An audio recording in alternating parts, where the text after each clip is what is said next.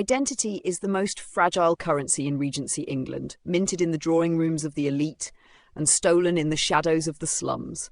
When a cynical heir drowning in family ruin takes a desperate gamble on a sharp-witted girl from the London rookeries, the line between the con and the truth begins to bleed.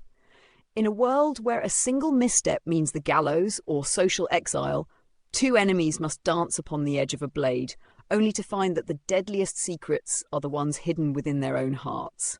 If you find yourself lost in this tale of fire and truth, subscribe for the next chapter. Tell us in the comments, would you choose duty or desire? The midnight blue silk did not merely fit, it imprisoned. Vivien stood before the pier glass in the dimly lit townhouse, her ribs aching beneath the ruthless architecture of a French corset. For 24 years, her universe had been measured in the frayed edges of threadbare cotton, the damp chill of London's cobblestones, and the sour scent of coal smoke clinging to the alleys of St. Giles. Survival had demanded she be fluid. She had been a flower girl with a lisping Cockney drawl, a shopkeeper's assistant with a tidy Sussex clip, and a theatre extra who could mimic the haughty tilt of a duchess's chin for the price of a hot meat pie. But this was a different breed of theatre. Slowly, Vivien lifted her hands, watching the way the heavy satin caught the flickering amber glow of the hearth. She smoothed the skirt, her fingers tracing the intricate silver embroidery at the hem. In the reflection, the girl from the rookeries had vanished. In her place stood Lady Aurelia Vance, fragile, immensely wealthy, and notoriously reclusive. The posture is passable. A voice cutting as winter frost drifted from the shadows near the door. But a true lady does not stare at her own reflection as he expects it to rob her. Vivien did not flinch. She had learned long ago that showing fear to a predator was the quickest way to end up in a ditch. Turning with a slow, deliberate grace that she had observed through the windows of Almack's from the rain-slicked street outside, she faced her employer. Mr. Benedict Vance leaned against the mahogany bookcase, the collar of his riding coat damp from the autumn drizzle. He was a man constructed entirely of sharp angles and dark, brooding energy.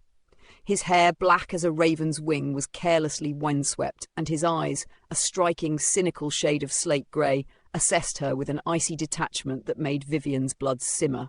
He looked less like a member of the landed gentry and more like a highwayman who had successfully stolen a title. "And a true gentleman," Vivien replied, her voice dropping into the breathy, aristocratic cadence she had spent the last fortnight perfecting, "does not lurk in the corners of a lady's dressing room like a footpad waiting for the watch to pass." Benedict's lips twitched, not in a smile, but in a grim appreciation for her venom. He stepped forward, the heavy soles of his riding boots clicking against the parquet floor. The scent of rain, leather, and expensive brandy invaded her space as he stopped a mere breath away. "Let us understand one another, Miss Vivien," he murmured, his voice a low, gravelly baritone that vibrated straight through her rigid spine. "You are not a lady. You are a paid actress executing a transaction. I am paying you 50 guineas, a fortune for a creature of your station to play my cousin Aurelia for precisely 1 week at Thornfield Hall. You will smile when required, you will sigh behind your fan, and you will convince the ton that Aurelia has finally emerged from her mourning." "And then?" Vivien challenged, tilting her chin up to meet his suffocating gaze. "After the week is out?" "After the week is out, Lady Aurelia will suffer a tragic, overwhelming bout of hysteria and vanish from a coastal resort, legally allowing me to assume the administration of the Vance estate," Benedict said, his eyes narrowing. "The trustee has bled my family dry under the guise of managing her fortune. If I do not claim the inheritance by the end of this season, my sisters will be cast into the street and my name will be dragged through the debtors' courts. I need her gone. Legally. Formally." "So you are a thief, then?" she said, her voice laced with a dangerous sweet wit. "A high-born, blue-blooded thief, but a thief nonetheless. We have much more in common than your pride cares to admit, Mr. Vance." Before she could register his movement, Benedict's hand shot out, his long, leather-gloved fingers gripping her jaw. The touch was electric, a sudden, shocking spark of heat that flared between them in the chilly room. Vivien's breath hitched, her chest rising and falling sharply against the constricting stays. Do not mistake desperation for kinship, he whispered, his grey eyes burning with a sudden, fierce intensity. His gaze drifted down to her mouth for a fraction of a second before snapping back to her eyes. A thief acts for greed. I act for survival. One slip of your tongue, one vulgar habit brought from the gutters, and we both hang. You will play the fragile bird, and you will do it flawlessly. Vivien did not pull away. Instead, she leaned into his grip, her eyes flashing with defiance. I survived the fever of St. Giles and the blades of the East End, Mr. Vance. I can survive a few gossiping dowagers and an arrogant lord who thinks a title makes him a master of the world. Release me. He stared at her for a beat longer, his thumb brushing against the smooth skin of her jawline with an unconscious lingering pressure that sent a shiver down her limbs. Then he dropped his hand, stepping back as if burned. There is one more variable, Benedict said, turning his back to her as he walked over to the desk and retrieved a crumpled piece of vellum. He smoothed it out with an obsessive, irritated motion of his hand. Vivien watched the tension in his broad shoulders. The outline mentioned nothing else. Because I only received this an hour ago, he muttered, turning to face her. He held up the letter. The wax seal was a jagged, broken crimson wound. Someone at Thornfield Hall knows Aurelia's secrets. Someone knows a truth that could destroy the Vance name before I can even claim the estate. They are demanding £10,000, or they will expose her at the autumn ball. Vivien felt a cold knot form in the pit of her stomach, the first real crack in her armour. They know she is a recluse? Or do they know she is gone? They know something that makes her vulnerable, Benedict said, stepping closer again, the shadow of the hearth fire stretching long and ominous behind him. He thrust the letter into her hands. Which means your role has changed, Miss Vivien. You are no longer just a placeholder to secure an inheritance. Vivien looked down at the elegant, spidery handwriting on the blackmail note, the words "truth will out" gleaming maliciously in the candlelight. She looked up, meeting Benedict's dark, unreadable gaze. You aren't just sending me to a party, she realised, her voice barely above a whisper. You are using me as a tethered goat.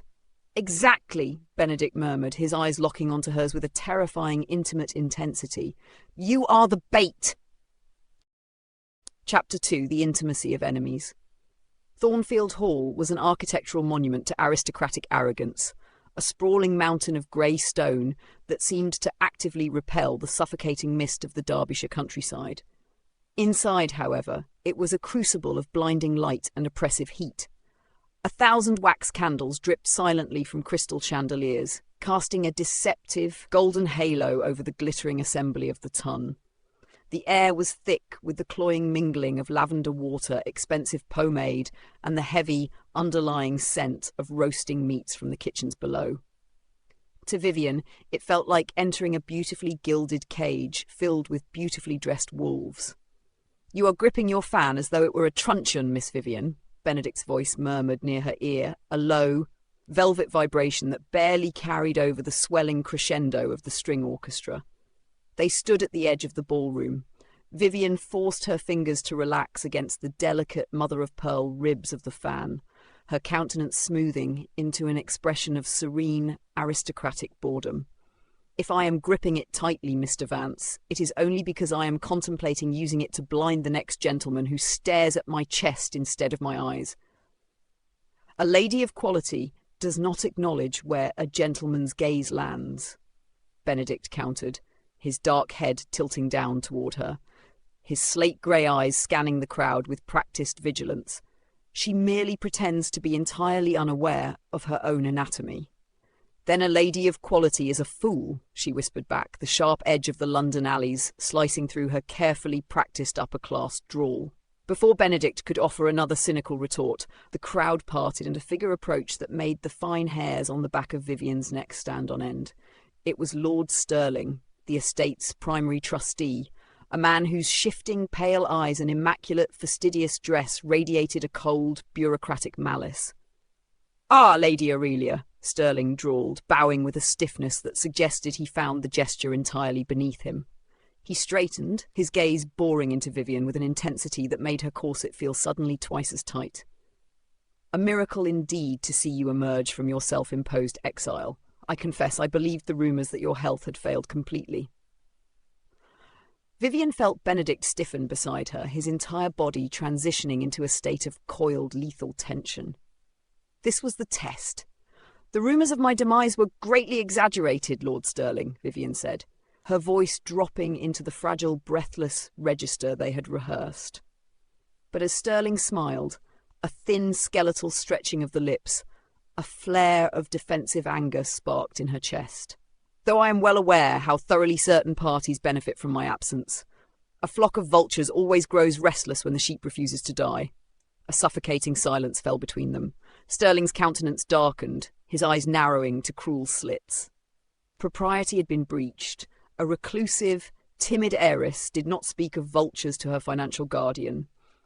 Before the trustee could demand an apology, Benedict stepped into the fray with the fluid grace of a duelist. "My cousin's wit is as sharp as her health is delicate tonight, Stirling," Benedict said, his voice dripping with an easy, dangerous charm.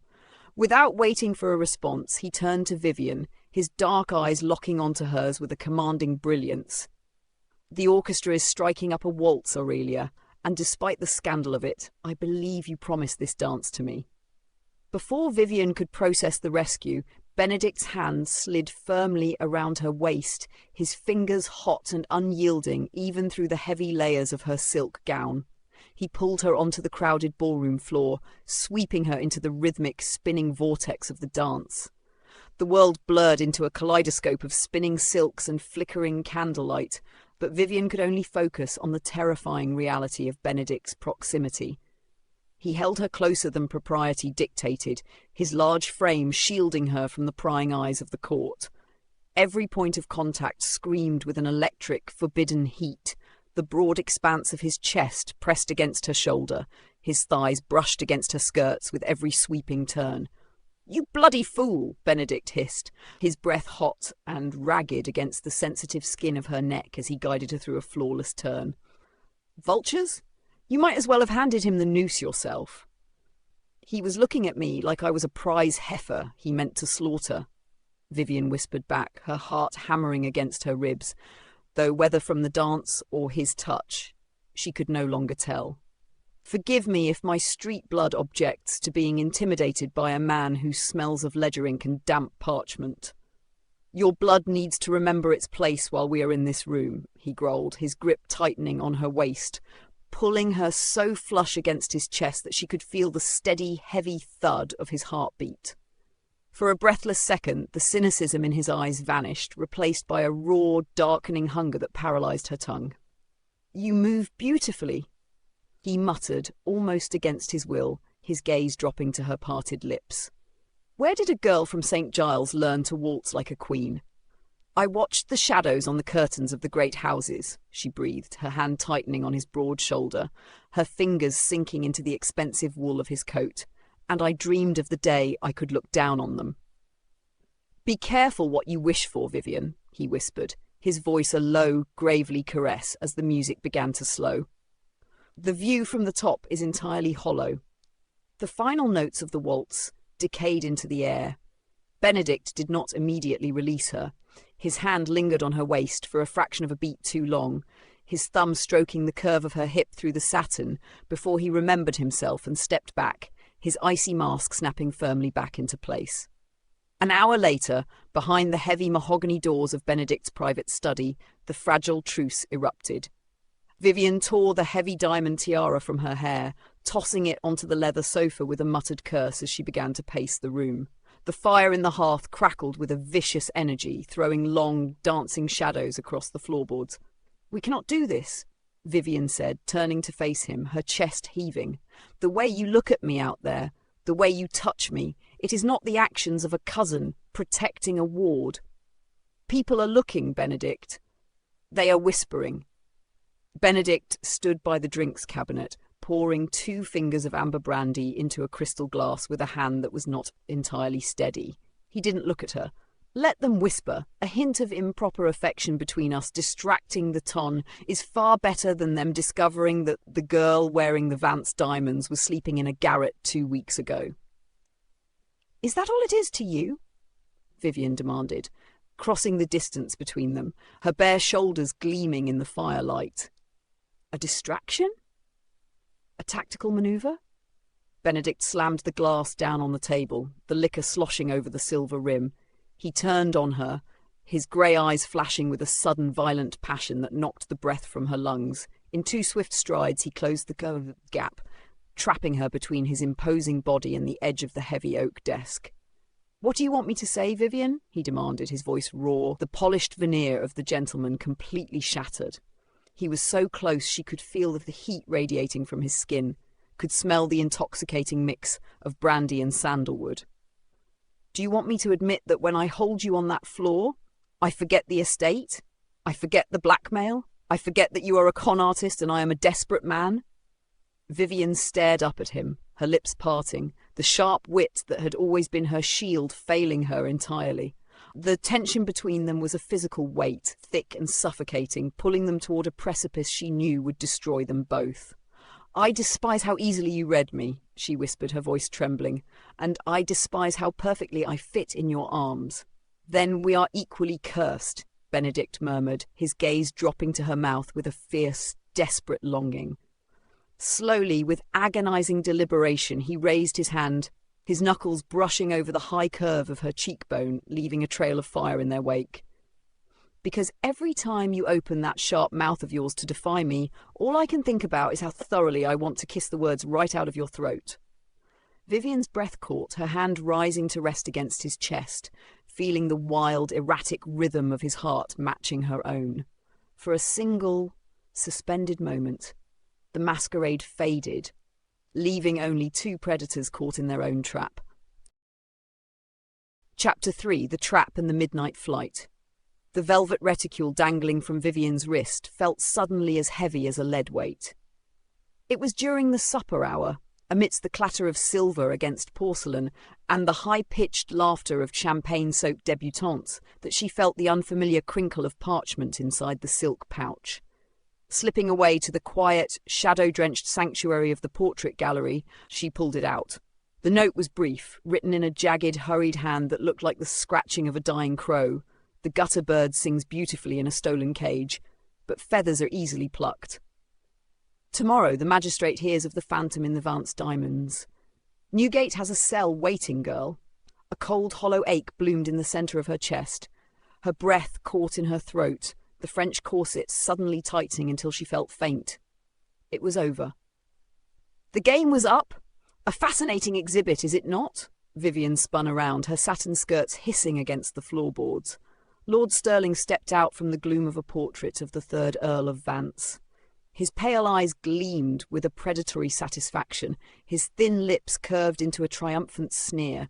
He looked down at the scrap of paper trembling in her fingers. "You look pale, Lady Aurelia," Stirling drawled, stepping so close she could smell the sour tobacco on his breath. "Perhaps the damp air of the country does not agree with a constitution forged in the filth of St. Giles. I must commend Benedict. He nearly pulled it off. But a forge-born piece of iron can never truly pass for sterling silver. By morning the authorities will arrive. Impersonating an heiress to defraud an estate is a hanging offence, my dear. Or perhaps you will merely rot in the hulks." "You speak of fraud," Vivien whispered, her street-sharp instincts overriding her terror, her chin lifting in a desperate show of defiance. "Yet you are the one who has bled this estate white. You fear me because if Aurelia is alive, your hands are severed from the treasury." Stirling's face contorted into something genuinely hideous. He raised a hand, his fingers hooking like claws as he stepped forward to seize her. "You miserable little—" "She is alive, Stirling, and she is leaving with me." Benedict materialized from the shadows behind them, his movements so silent, so lethal, he might have been a phantom himself. Before Stirling could react, Benedict's arm wrapped around Vivien's waist, pulling her flush against his side.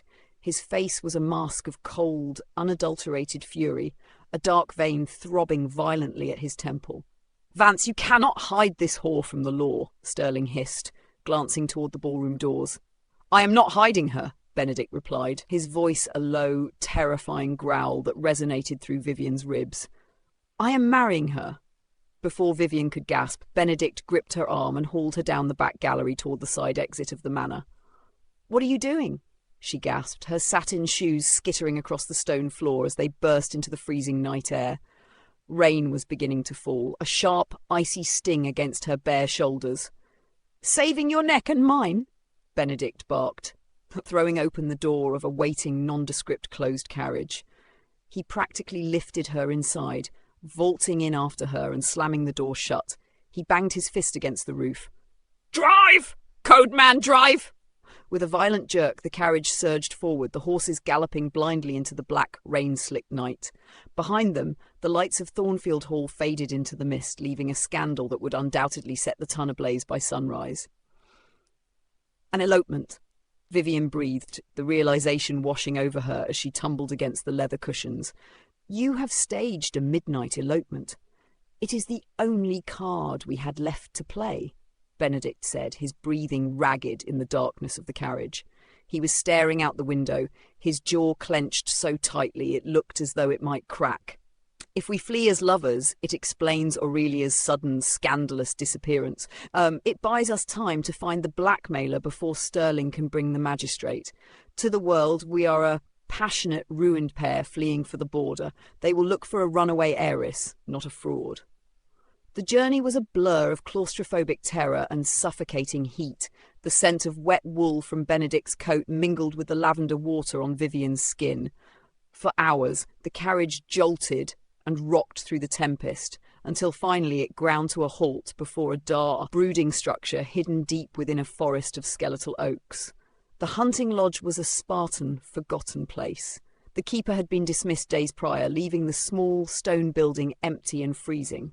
By the time Benedict kicked the heavy oak door shut against the howling wind, both of them were drenched to the bone. Vivien stood in the centre of the small parlour, shivering violently. Her magnificent blue silk gown was ruined, stained with mud and heavy with rainwater. Her hair had tumbled down from its elegant pins, clinging to her neck in damp, dark ringlets.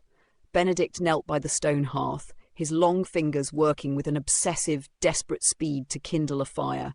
Within minutes, a pale orange flame licked at the dry pine logs, casting a frail, flickering warmth into the room. "You need to get out of those clothes," Benedict said, rising to his feet. His shirt was translucent from the rain and clinging to the heavy muscles of his chest and shoulders.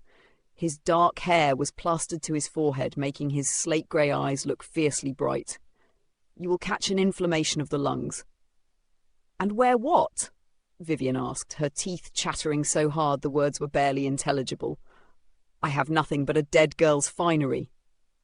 Benedict walked over to a heavy wooden chest in the corner, pulling out a thick, oversized wool blanket and a clean, dry linen shirt belonging to himself. He tossed them onto the faded velvet settee. "Turn around," Vivien murmured, her fingers fumbling uselessly at the damp, intricate laces of her corset. Her hands were shaking too badly. The knots had swollen with the rainwater, tightening the cage around her ribs until she could barely draw a breath. I cannot undo it," Benedict swore softly, a low, coarse sound that sent a jolt of pure electricity through her blood. He stepped closer, his heavy boots thudding against the floorboards. "Let me," he whispered. He stepped behind her. Vivien stood entirely still, her eyes closing as she felt the heat of his body radiating against her back. His large hands, rough from riding reins but remarkably gentle, brushed her damp hair over one shoulder. His knuckles grazed the bare skin of her nape, and a violent, involuntary shiver rippled through her. "Easy," he murmured, his voice dropping into a rough, gravelly register that felt more intimate than a physical embrace. With agonizing slowness, Benedict began to unlace the corset. With every loop he freed, Vivien felt her chest expand, taking in the scent of pine smoke and the intoxicating maleness of him. His breath was warm against her bare shoulder, a steady, ragged rhythm that matched the hammering of her own heart. As the final lace gave way, the heavy silk gown slipped from her shoulders, caught only by her hands at her breast. Benedict did not step back. His hands lingered on the flared edges of her stays, his thumbs resting against the indentation of her waist. Through the thin linen of her shift, his touch burned like a brand. In the mirror above the mantelpiece, Vivien opened her eyes. She saw him staring at her reflection, his countenance stripped of all aristocratic arrogance, leaving only a raw, devastating hunger that made her pulse leap. "We are playing a dangerous game, Mr. Vance," she whispered, her voice trembling in the quiet of the lodge. "The game ended the moment we left Thornfield," Benedict replied, his gaze locking onto hers in the glass. Slowly, he turned her around to face him, his hands sliding up to grip her bare arms. The boundaries between the con and reality dissolved into the shadows of the room. "There is no heiress here, Vivien, and there is no gentleman. There is only a man who has spent the last fortnight torturing himself by holding a woman he has no right to touch." Vivien looked up into his dark, tortured eyes, the sharp-witted orphan, completely defenceless against the storm raging between them.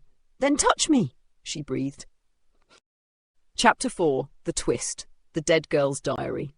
Dawn broke not with light, but with a bruising, violet mist that bled through the cracked shutters of the hunting lodge. The storm had downgraded to a relentless, miserable drizzle that wept against the stone exterior. Inside, the fire had died down to a bed of grey ash and pulsing ruby embers, casting a faint, warm glow across the room. Vivien sat on the faded velvet settee, wrapped tightly in Benedict's heavy woolen blanket.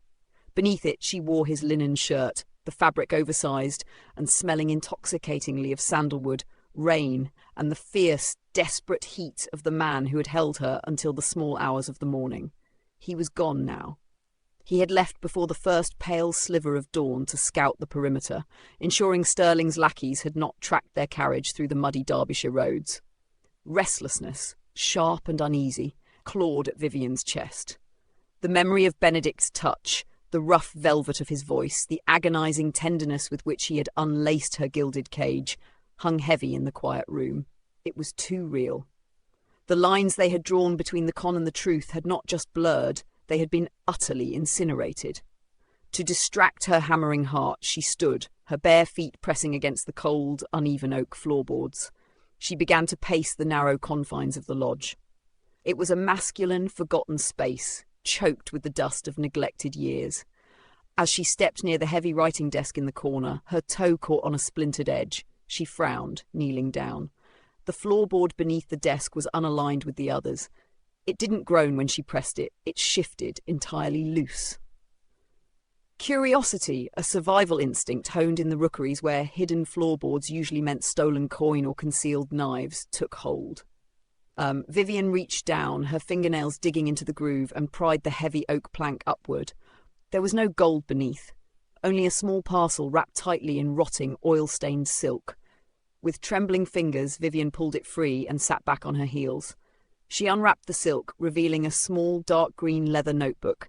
The gold filigree on the cover was tarnished, but the elegant, stamped initials were perfectly legible. A.V. Aurelia Vance. Vivien's breath hitched.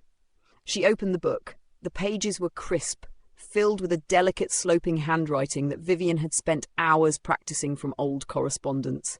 The early entries were precisely what one would expect from a sheltered, wealthy recluse: complaints about the damp countryside, notes on watercolour sketches, and a quiet, profound loneliness. But as Vivien flipped further, the elegant script degenerated into a frantic, erratic scrawl. August 14th, Vivien read silently, her eyes scanning the ink. Stirling arrived without notice today. He spoke of the trust of the upcoming season, but his countenance was monstrous. "He knows I intend to petition the courts for a full audit of the accounts when I come of age in October. He threatened me. He said a fragile girl is easily broken by the winter frost. I am terrified to eat the food from the kitchens." Vivien's heart began a slow, heavy thud against her ribs. She turned the page. The final entry was dated 3 months ago. "He is outside my door. I can hear his boots on the stairs. The servants have all been sent to the village on false errands. God forgive me, I should have run when Benedict warned me. If anyone finds this, know that Lord Stirling." The entry ended in a violent, jagged streak of ink that ripped through the parchment, and there, clinging to the gutter of the binding, was a dark, reddish-brown stain. Not ink, dried blood. The book slipped from Vivien's fingers, thudding against the floorboards. The air left her lungs in a sharp, agonized gasp. Aurelia hadn't vanished to a coastal resort. She hadn't run away. She was dead. The heavy oak door of the lodge swung open with a bang, admitting a gust of freezing, rain-drenched wind. Benedict stepped inside, his dark coat dripping, his face pale and drawn from the morning chill. He slammed the door behind him, his grey eyes immediately locking onto Vivien, who stood frozen in the centre of the room, her face as white as a shroud. "The road is clear for now," Benedict said, his voice rough as he unbuckled his wet cloak. "But we must move before." He stopped, his gaze dropping to the floor, where the green leather journal lay open, the loose floorboard gaping beside it. A heavy, suffocating silence fell over the room, broken only by the rhythmic dripping of rain from Benedict's coat. His countenance shifted, the weary determination hardening into a cold, unreadable mask. "You found it," he whispered. "She is dead," Vivien said, her voice a hollow, trembling accusation. She stepped back from him, suddenly seeing the man before her not as the lover from the night before, but as a stranger holding a noose. "You told me you needed her to vanish legally so you could inherit. You told me you were a thief, but she is already dead. Lord Sterling murdered her." Benedict stood entirely still, his shoulders rigid. "Yes," he said, the word dropping like a stone. "You lied to me." Vivien cried out, the sharp, raw pain of betrayal fracturing her voice. "You brought me into this house. You put her clothes on my back, her diamonds around my neck, knowing her blood was on the floorboards. Why? If you knew Sterling killed her, why did you hire a girl from the gutters to play her ghost?" "Because a dead girl cannot hang a murderer," Benedict roared, stepping forward, his icy composure finally shattering into a desperate, bleeding passion. He closed the distance between them, his hands coming up to grip her shoulders, his eyes burning with a terrifying intensity. "Look at me, Vivien! Look at me!" She struggled against his grip, but he held her fast, his fingers sinking into the wool of the blanket. "I found her," Benedict said, his voice breaking, raw with the grief he had buried deep beneath his cynical armour. 3 months ago, I came to this lodge to see her. I found her hidden in the ice house, frozen. Strangle marks bruised into her throat. Sterling had already falsified the ledgers, telling the world she had gone into a deeper seclusion to hide his theft. "Then why didn't you go to the magistrates?" Vivien choked out, tears of anger and horror blurring her vision. "With what proof?" Benedict countered, his face mere inches from hers, his breath ragged. "Sterling controls the local watch. He is a peer of the realm. I am the ruined heir to a bankrupt estate. If I accused him, the body would have disappeared, and I would have been swinging from a gallows for slander before the week was out. I needed him to confess. I needed him to panic." The truth hit Vivien like a physical blow, knocking the remaining breath from her lungs. She stared at him, her lips parting as the puzzle pieces slammed into place with horrific clarity. "You didn't hire me to steal an inheritance," she whispered, the realization cold and sharp as a blade. "You hired me because I look like her. You wanted Sterling to see me in the light. You wanted him to believe that the girl he choked to death had somehow survived." "Yes," Benedict murmured, his forehead dropping against hers, his eyes closing in agony. His grip on her shoulders shifted, his hands sliding up to cradle her face with a desperate, trembling reverence. "I played the greedy, hateful heir who wanted her gone so Sterling wouldn't suspect I knew the truth. I needed him to strike. I needed him to attempt the murder a second time where I could catch him in the act with witnesses." Vivien let out a choked, trembling laugh, a sound born of pure terror. She pulled back to look into his dark, tortured eyes. "I am not a counterfeit heiress," she breathed, the horror of her reality washing over her. "I am a walking corpse. I am the bait for a monster." Chapter 5. A Real Crown of Gold. The storm did not return as a standard autumn rain. It descended upon the valley like a violent, vengeful entity. By nightfall, the wind was screaming through the skeletal oaks, rattling the shutters of the hunting lodge until the timber groaned. Inside, the air was heavy with the metallic tang of ozone and the suffocating pressure of a trap snapping shut. Vivien stood near the cold hearth, her knuckles white around the handle of a heavy silver fire poker. The revelation of Aurelia's murder still burned in her veins like venom, but terror had given way to the cold, lethal clarity of the slums. Beside her, Benedict stood in the shadows of the narrow corridor, a heavy brass pistol gripped in his hand, his eyes fixed on the shuddering front door. A flash of lightning fractured the darkness, casting a skeletal white glow through the windows. In the immediate, deafening roar of thunder, the front door did not merely open, it burst inward, splintering off its hinges with a horrific crash. "Vance!" Sterling's voice was completely stripped of its aristocratic polish, reduced to a manic, raspy shriek. He stepped through the threshold, drenched and wild-eyed, a long, wicked hunting blade gleaming in his right hand. Behind him, 2 burly men from the London docks slipped into the room, their faces shadowed beneath low-slung caps. "You thought you could outplay me with a gutter-born phantom?" Sterling snarled, his gaze sweeping the shadows until it landed on Vivien. A twisted, unnatural smile warped his countenance. "I choked the life out of the real Aurelia, and by God, I will gladly watch the ghost bleed tonight." "Run, Vivien," Benedict roared. Before the echo of his command could die, Benedict lunged forward, firing his pistol. The lead shot caught one of the hired thugs squarely in the shoulder, throwing him backward into the rain, but the second brute tackled Benedict into the darkness of the corridor. Sterling advanced on Vivien, his blade raised, his eyes burning with the madness of a man who had nothing left to lose. Vivien did not scream. A lady of quality would have swooned. A lady of quality would have begged for mercy. But Vivien was a creature of the St. Giles rookeries. She sidestepped Sterling's clumsy, rain-slicked lunge, the satin of her ruined skirts hissing against the floorboards. With a vicious two-handed swing, she brought the heavy silver fire poker down across the trustee's forearm. The bone cracked with a sickening snap. Sterling shrieked, dropping the blade, but with his good hand, he seized Vivien by the hair, dragging her violently to the floor. The back of her head struck the oak boards, sending a blinding explosion of white light through her vision. Through the haze, she saw the second thug break away from Benedict, pulling a heavy iron cudgel from his coat and aiming it directly at her skull. "No." Benedict threw himself across the space, his broad frame shielding Vivien completely. The heavy iron cudgel descended, striking Benedict across the shoulder with a dull, horrific thud. He groaned, a raw sound of agony tearing from his throat, but he did not move. He kept his body pressed over hers, an immovable shield against the darkness. With a desperate flare of adrenaline, Vivien drove the sharp tip of her silver poker into the thug's boot. The man roared in pain, stumbling backward. That split second was all Benedict needed.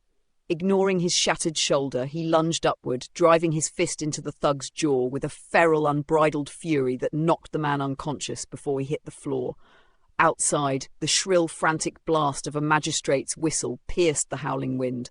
Benedict's driver had returned, and he had brought the law. 3 weeks later, the autumn sun finally broke through the perpetual mist of Derbyshire, bathing the grand stone terrace of Thornfield Hall in a warm amber light. Lord Sterling was rotting in a Newgate cell awaiting the gallows, and the Vance estate was legally, indisputably secure. Yet the grand house felt entirely hollow. Vivien stood at the stone balustrade, dressed once more in her threadbare cotton gown. Her modern, stolen life as an heiress was over. Her trunk was packed and waiting by the stables. She was a shadow that had finished its performance, ready to return to the London alleys. A heavy, familiar footstep sounded behind her. She did not turn, keeping her eyes fixed on the distant rolling hills. "The carriage is ready, then?" she asked softly, her voice missing its sharp wit, leaving only a quiet, aching hollow. "It is," Benedict said. She turned to face him. He looked every bit the master of the estate now, dressed in immaculate superfine wool, though his left arm remained nestled in a black silk sling. His slate-grey eyes, usually so cynical and guarded, were entirely exposed, burning with a raw, breathless intensity that made her heart arrest. Slowly, with agonizing effort, the proud, aristocratic heir to the Vance name sank onto one knee on the cold stone of the terrace. Vivien's breath hitched, her hand flying to her mouth. "Benedict, what are you doing? Propriety, your name?" "To hell with propriety," he murmured, his voice rough and laced with an emotion he could no longer conceal.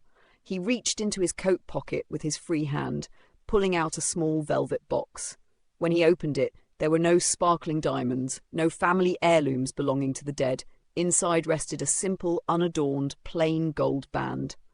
"I hired a phantom to save my house, Vivien," he said, looking up at her with a vulnerability that completely shattered her defences. "But I cannot live in it unless you stay as its true mistress. I do not offer you Aurelia's fortune, nor her ghost. I offer you my name, my life, and a heart that belongs entirely to the girl from St. Giles." Tears, hot and brilliant, spilled over Vivien's lashes.